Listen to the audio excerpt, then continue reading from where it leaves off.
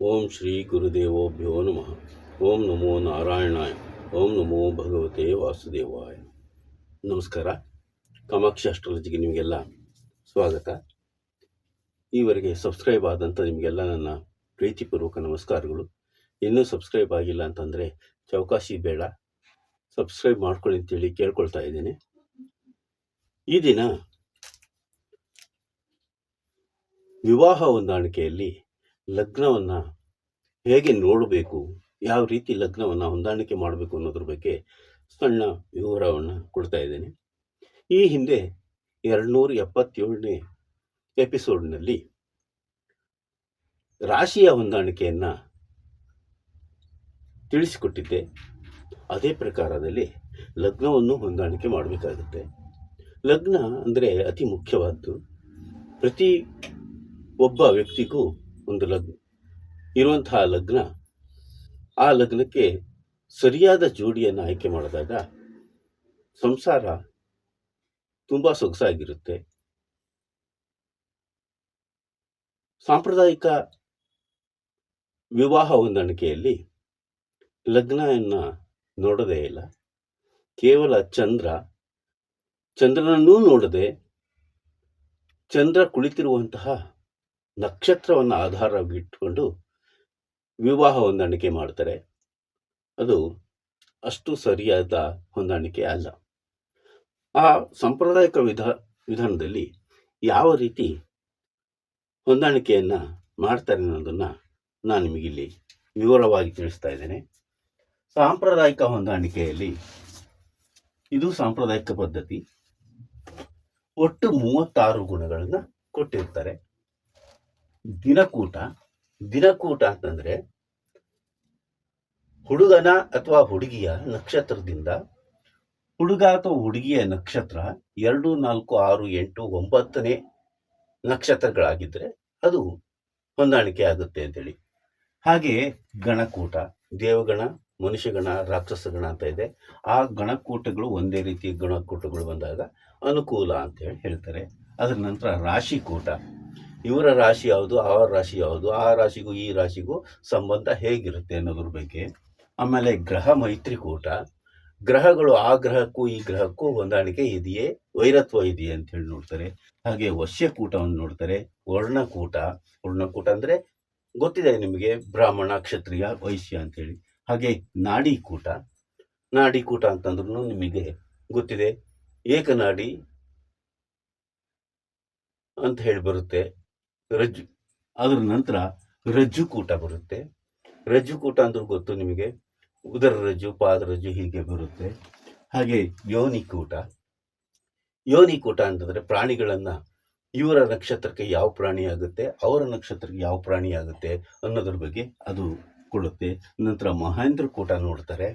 ಹಾಗೆ ಸ್ತ್ರೀ ದೀರ್ಘಕೂಟ ಅಂತಂದ್ರೆ ವಿವಾಹಕ್ಕೆ ಹುಡುಗನ ನಕ್ಷತ್ರಕ್ಕಿಂತ ಹುಡುಗಿಯ ನಕ್ಷತ್ರ ಮೊದಲನೇದ ಕೊನೆಯದ ಅಂತ ಹೇಳಿ ಅದನ್ನು ನೋಡ್ತಾರೆ. ಅನಂತರ ವೇದಕೂಟ ನೋಡುತ್ತಾರೆ. ವೇದಕೂಟ ಅಂತಂದ್ರೆ ಹುಡುಗನ ನಕ್ಷತ್ರ ಅಥವಾ ಹುಡುಗಿಯ ನಕ್ಷತ್ರಕ್ಕೆ ಏನಾದರೂ ವೇದ ಇದೆಯಾ, ಆ ನಕ್ಷತ್ರಕ್ಕೂ ಈ ನಕ್ಷತ್ರಕ್ಕೂ ಆಗಿ ಬರುತ್ತಾ ಇಲ್ವಾ, ಹೀಗೆ ಈ ಎಷ್ಟೂ ವಿಚಾರಗಳನ್ನ ಬರೀ ಒಂದು ನಕ್ಷತ್ರವನ್ನ ಆಧಾರವಾಗಿ ಇಟ್ಕೊಂಡು ಹುಡುಗ ಹುಡುಗಿಯ ಒಂದು ಜನ್ಮ ನಕ್ಷತ್ರವನ್ನು ಆಧಾರವಾಗಿ ಇಟ್ಕೊಂಡು ನೋಡ್ತಾರೆ. ಅದಕ್ಕೆ ಪಾಯಿಂಟ್ಸ್ಗಳನ್ನು ಕೊಟ್ಟಿದ್ದಾರೆ. ದಿನಕೂಟಕ್ಕೆ 3, ಗಣಕೂಟಕ್ಕೆ 6, ರಾಶಿಕೂಟಕ್ಕೆ 7, ಗ್ರಹ ಮೈತ್ರಿಕೂಟಕ್ಕೆ 5, ವಶ್ಯಕೂಟಕ್ಕೆ 2, ವರ್ಣಕೂಟಕ್ಕೆ 1, ನಾಡಿಕೂಟಕ್ಕೆ 8, ಮತ್ತೆ ಬಾಕಿ ಉಳಿದಂತೆ ರಜ್ಜುಕೂಟ, ಯೋನಿಕೂಟ, ಮಹೇಂದ್ರಕೂಟ, ಸ್ತ್ರೀ ದೀರ್ಘಕೂಟ, ವೇದಕೂಟ ಇವಿಷ್ಟು ಸೇರಿ 4 ಪಾಯಿಂಟ್ಗಳನ್ನು ಕೊಟ್ಟಿದ್ದಾರೆ. ಆಗ ಇದು 36 ಗುಣಗಳು ಬರುತ್ತೆ. ಇದರಲ್ಲಿ ಅತಿ ಮುಖ್ಯ ನೀವು ನೋಡಬೇಕಾದದ್ದು ಇದು ಈ ಪದ್ಧತಿ ಪ್ರಕಾರ ಹೋದ್ರೆ ಅದು ಹೊಂದಾಣಿಕೆ ಅಂತ ಅನ್ಸ್ಕೊಳ್ಳೋದಿಲ್ಲ. ಇದರಲ್ಲಿ ನೀವು ಅತಿ ಮುಖ್ಯವಾಗಿ ನೋಡಬೇಕಾದ್ದು ಈ ನಾಡಿಕೂಟ, ನಂತರ ಇದು ರಜ್ಜುಕೂಟ, ಹಾಗೆ ವೇದಕೂಟ. ಈ 3 ನೀವು ಗಮನದಲ್ಲಿ ಇಟ್ಕೊಂಡ್ಬಿಟ್ರೆ ಸಾಕು. ಇವುಗಳು ಕೂಡಿ ಬರಬೇಕಾಗುತ್ತೆ. ಕೂಡಿ ಬಂದಾಗ ಮುಂದಿನ ಸಂಸಾರ ಚೆನ್ನಾಗಿರುತ್ತೆ. ಇದು ಹೊಂದಾಣಿಕೆಗಲ್ಲ, ಹೊಂದಾಣಿಕೆಯ ನಂತರ ವಿವಾಹ ಹೇಗಿರುತ್ತೆ, ಅವರಿಬ್ಬರಲ್ಲಿ ಸಂಬಂಧಗಳು ಹೇಗಿರುತ್ತೆ, ಅವರ ಜೀವನ ಮತ್ತು ಅವರಿಬ್ಬರ ಸಂಬಂಧ, ಅವರಿಗೆ ಆಗುವ ಸಂತಾನದ ವಿಚಾರ, ಅವೆಲ್ಲ ಇದರಲ್ಲಿ ಬರುತ್ತೆ. ಅದನ್ನು ಮಾತ್ರ ನೀವು ನೋಡಬೇಕಾಗುತ್ತೆ. ಈಗ ನಾವು ತಿಳಿಸ್ಕೊಡುವಂಥದ್ದು ಇದು ಲಗ್ನವನ್ನ ಹೇಗೆ ನೋಡಬೇಕು. ಲಗ್ನ ನೋಡಬೇಕಾದ್ರೆ ನೋಡಿ, ಲಗ್ನವನ್ನ ಈ ತತ್ವಗಳ ಆಧಾರದ ಮೇಲೆ ನೋಡ್ಬೇಕಾಗುತ್ತೆ. ತತ್ವಗಳು 4 ತತ್ವಗಳಿದಾವೆ. ಅಗ್ನಿ ತತ್ವ,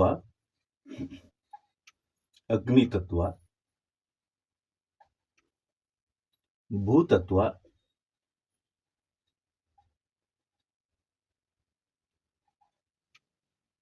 ವಾಯುತತ್ವ,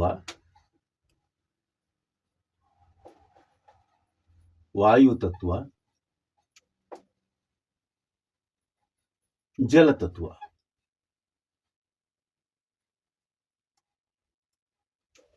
ಹೀಗೆ ಇದೆ. ಇವೆರಡನ್ನ ಇದರ ಮುಂದೆ ಬರೀರಿ.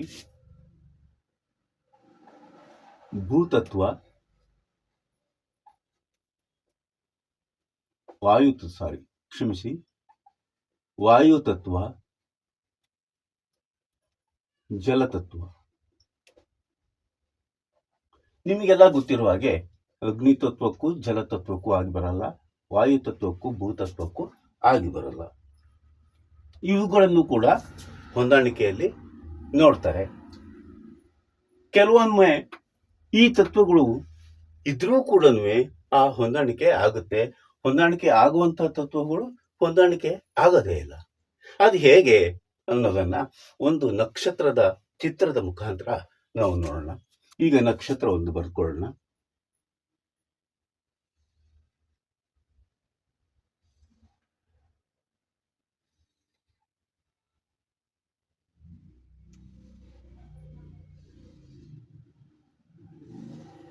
ಇದು ನಕ್ಷತ್ರ ಆಯ್ತು. ಇದನ್ನ ಮೇಷ ರಾಶಿ, ಮೇಷ ಲಗ್ನ ಅಂತ ತಿಳ್ಕೊಳ್ಳಿ. ಅಗ್ನಿ ತತ್ವದ ನಂತರ ಇಲ್ಲಿ ಭೂತತ್ವ ಬರುತ್ತೆ, ಇದು ವಾಯುತತ್ವ ಬರುತ್ತೆ, ಇದು ಜಲತತ್ವ ಬರುತ್ತೆ, ಮತ್ತೆ ಇದು ಅಗ್ನಿ ತತ್ವ ಬರುತ್ತೆ, ಭೂತತ್ವ,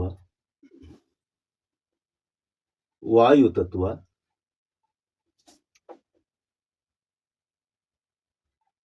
ಜಲತತ್ವ, ಪುನಃ ಅಗ್ನಿ ತತ್ವ, ಭೂತತ್ವ,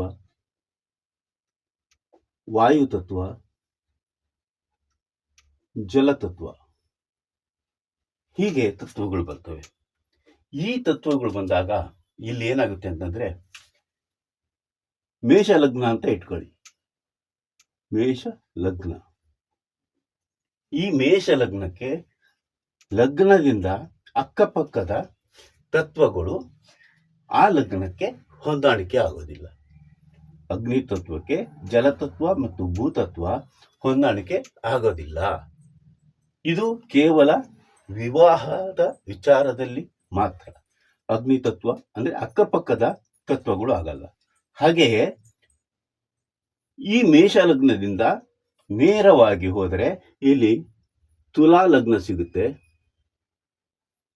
ತುಲಾ ಲಗ್ನ ಅಂತಂದ್ರೆ ಅದು ಇದರ ವಿರುದ್ಧ ದಿಕ್ಕಿನದ್ದು. ಅಂದ್ರೆ ಸಪ್ತಮ ಸ್ಥಾನವನ್ನ ನಾವು ನೋಡ್ಬೇಕಾಗುತ್ತೆ. ಸಪ್ತಮ ಸ್ಥಾನ ತುಲಾ ತತ್ವ ಬರುತ್ತೆ. ತುಲಾ ತತ್ವದ ಅಕ್ಕಪಕ್ಕದ ಇವು ಕೂಡ ಭೂತತ್ವ ಮತ್ತು ಜಲತತ್ವ, ಈ ವಾಯು ತತ್ವಕ್ಕೆ ಆಗಿ ಬರುವುದಿಲ್ಲ. ಇದು ಬಿಟ್ಟು ಬಾಕಿ ಎಲ್ಲಾ ತತ್ವಗಳು ಹೊಂದಾಣಿಕೆ ಆಗುತ್ತೆ. ಇಲ್ಲಿ ತತ್ವಗಳನ್ನ ಈ ರೀತಿಯಲ್ಲಿ ನೀವು ಪರಿಗಣಿಸಿದಾಗ ಮಾತ್ರವೇ ಆ ಲಗ್ನದ ಹೊಂದಾಣಿಕೆಯನ್ನ ನೀವು ಮಾಡ್ಕೋಬಹುದು. ಇದು ನಿಮಗೆ ಸರಿಯಾಗಿ ಅರ್ಥ ಆಗ್ಲಿಲ್ಲ ಅಂತಂದ್ರೆ ಒಂದು ಕುಂಡಲಿಯನ್ನು ಬರೆದು ಅದರಲ್ಲಿ ತೋರಿಸ್ತೇನೆ.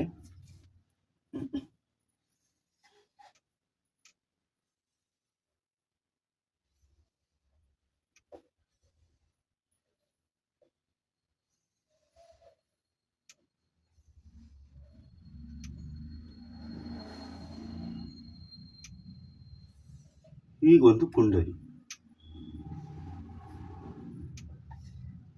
ಹುಡುಗ ಅಥವಾ ಹುಡುಗಿ ಯಾರಾದರೂ ಆಗಿರ್ಲಿ, ಇಲ್ಲಿ ಇದೇ ರೀತಿಯ ತತ್ವಗಳು ಇಲ್ಲಿ ಕೂಡ ಹೊಂದಾಣಿಕೆ ಆಗೋದಿಲ್ವ? ಅದೇ ನೀವು ಜಾತಕದಿಂದ ನೋಡ್ಬೇಕಾದಂಥದ್ದು ಪದ್ಧತಿ. ಹೇಗಾಗಲ್ಲ ಅಂತಂದ್ರೆ ನೋಡಿ,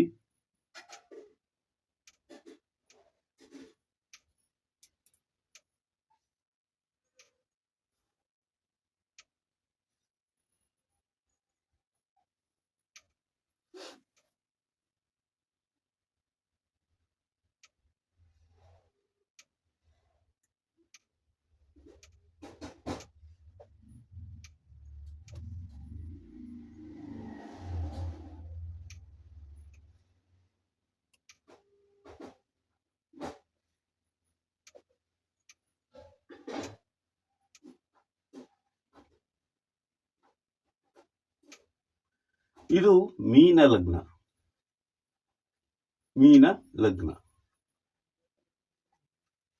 ಈ ಮೀನ ಲಗ್ನಕ್ಕೆ ಅಕ್ಕಪಕ್ಕದ ತತ್ವಗಳು ಹೊಂದಾಣಿಕೆ ಆಗಲ್ಲ. ಈಗ ಇದು ಜಲತತ್ವ, ಇದು ಅಗ್ನಿ ತತ್ವ, ಮತ್ತೆ ಇದು ವಾಯು ತತ್ವ.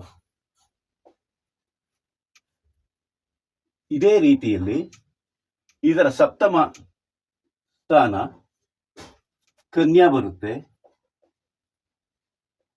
ಕನ್ಯಾ ಲಗ್ನ ಆಗುತ್ತೆ. ಕನ್ಯಾ ಲಗ್ನದ ಅಕ್ಕಪಕ್ಕದ ತತ್ವಗಳು ಕೂಡ ಇದಕ್ಕೆ ಹೊಂದಾಣಿಕೆ ಆಗಲ್ಲ. ಯಾವ್ದ್ಯಾವ್ದು ಬರುತ್ತೆ? ಇಲ್ಲಿ ಅಗ್ನಿ ತತ್ವ ಬರುತ್ತೆ, ಮತ್ತೆ ಇಲ್ಲಿ ಭೂತತ್ವ ಬರುತ್ತೆ. ಇದು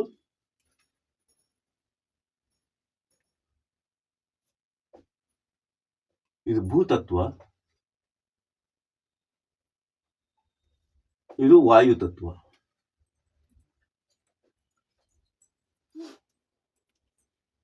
ಮೀನ ಲಗ್ನ ಅಂತ ಇಟ್ಕೊಂಡ್ರೆ ಮೀನ ಲಗ್ನಕ್ಕೆ ಅಕ್ಕಪಕ್ಕದ ತತ್ವಗಳು ಹೊಂದಾಣಿಕೆ ಆಗಲ್ಲ. ಹಾಗೆ ಅದರ ಸಪ್ತಮ ಸ್ಥಾನದ ದಿಕ್ಕಿಗೆ ಬಂದಾಗ ಆ ಸಪ್ತಮ ಸ್ಥಾನಕ್ಕೂ ಅಕ್ಕಪಕ್ಕದ ತತ್ವಗಳು ಹೊಂದಾಣಿಕೆ ಆಗೋದಿಲ್ಲ. ಇದನ್ನ ಹೊರತುಪಡಿಸಿ ಬಾಕಿ ಎಲ್ಲಾ ತತ್ವಗಳು ಕೂಡ ಹೊಂದಾಣಿಕೆ ಆಗುತ್ತೆ. ಅಂದ್ರೆ ತತ್ವಗಳು ದೂರ ಇದ್ರೆ, ತನ್ನ ಪಕ್ಕದಲ್ಲಿರದೆ ದೂರದಲ್ಲಿದ್ದಾಗ ಆ ತತ್ವಗಳು ಆ ಲಗ್ನಕ್ಕೆ ಹೊಂದಾಣಿಕೆ ಆಗುತ್ತೆ. ಹಾಗಾಗಿ ತತ್ವಗಳನ್ನ ಈ ರೀತಿಯಲ್ಲಿ ನೀವು ಜೋಡಿಸಿಕೊಂಡು ನೋಡಿಬಿಟ್ಟು ಲಗ್ನದ ಹೊಂದಾಣಿಕೆಯನ್ನ ಮಾಡಿಕೊಂಡಾಗ ಆ ತತ್ವಗಳು ಆ ಲಗ್ನಕ್ಕೆ ಸೇರ್ಪಡೆ ಆಗುತ್ತವೆ, ಹೊಂದಾಣಿಕೆ ಆಗುತ್ತೆ. ಹೀಗಿದ್ದಾಗ ಅಕ್ಕಪಕ್ಕದ ತತ್ವಗಳನ್ನ ನೀವು ಹೊಂದಾಣಿಕೆ ಮಾಡಿದಾಗ ಏನಾದರೂ ಸಂಸಾರದಲ್ಲಿ ಮತ್ತೇನಾದರೂ ಸಮಸ್ಯೆಗಳು ಬರ್ಬೋದು, ತೊಂದರೆ ತಾಪತ್ರಯಗಳು ತಲೆದೋರ್ಬೋದು. ಅದಕ್ಕಾಗಿ ಅದನ್ನ ಜಾಗ್ರತೆಯಾಗಿ ನೀವು ನೋಡಬೇಕಾಗುತ್ತೆ. ಕೆಲವೊಂದು ಬಾರಿ ತತ್ವಗಳು ಹೊಂದಾಣಿಕೆ ಆಗದೇ ಇದ್ರೂ ಕೂಡ ವಿವಾಹವನ್ನ ಮಾಡಬಹುದು. ಅದು ಹೇಗೆ ಅಂತಂದ್ರೆ, ಇದೇ ಲಗ್ನಕ್ಕೆ ಇಲ್ಲಿಯ ಗ್ರಹಗಳು ಒಳ್ಳೆಯ ಸ್ಥಾನದಲ್ಲಿ ಏನಾದರೂ ಕೂತಿತ್ತು ಅಂದ್ರೆ, ಶುಭ ಸ್ಥಾನದಲ್ಲಿ ಕುಳಿತು ಈ ಲಗ್ನಕ್ಕೆ ಶುಭಕಾರಕರಾಗಿದ್ದಾಗ ಆ ತತ್ವಗಳು ಹೊಂದಾಣಿಕೆ ಆಗುತ್ತವೆ. ಏಕದಂ ಒಂದೇ ಸಾರಿಗೆನೆ ಇವುಗಳನ್ನ ನಿರಾಕರಿಸುವುದಕ್ಕೂ ಬರೋದಿಲ್ಲ.